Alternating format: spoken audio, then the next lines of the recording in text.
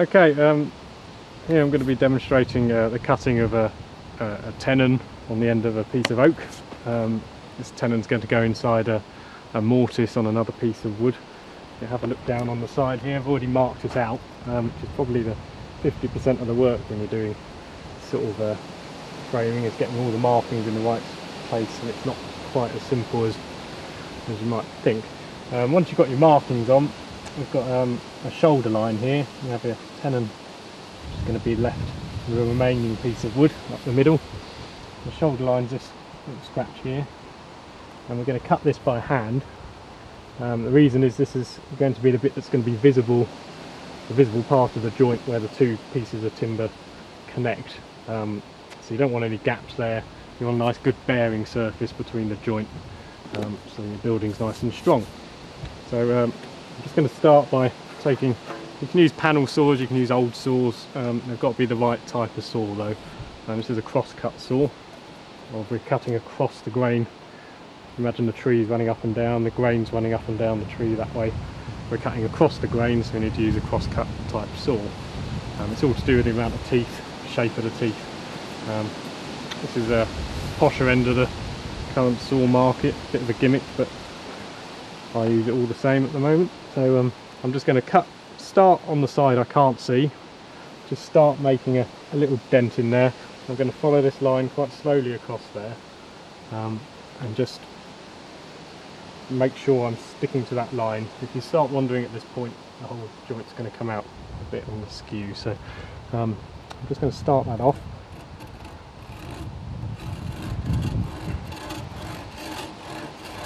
And you really want to be nice and slow and deliberate. You don't want to be hacking at it. You just follow that line across until you reach the other side. Once you've got there, I'm now going to follow this line down to the top where the tenon's going to be, and I'm only going to cut on this side of the wood because I can't see around the other side. I'm not going to let the saw sink down there, so I'm actually going to change the angle of the saw just to cut down this line. And then I'll stop when I get to the bottom.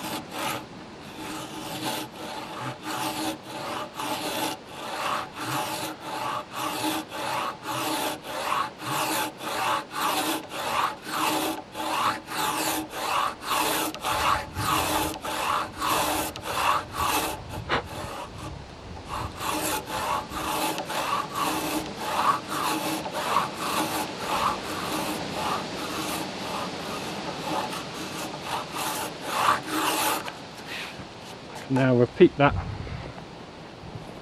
from the other side. You can see what I'm doing with the saw here is that I'm not actually cutting anything down on that side, just changing the angle of the saw as I travel down the line on this side.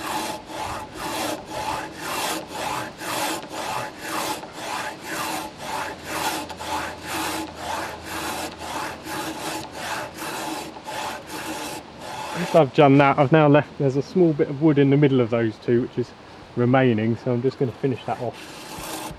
Just being very careful that I'm not going off the line at all until I get to the top of the tenon mark on both sides at the same time.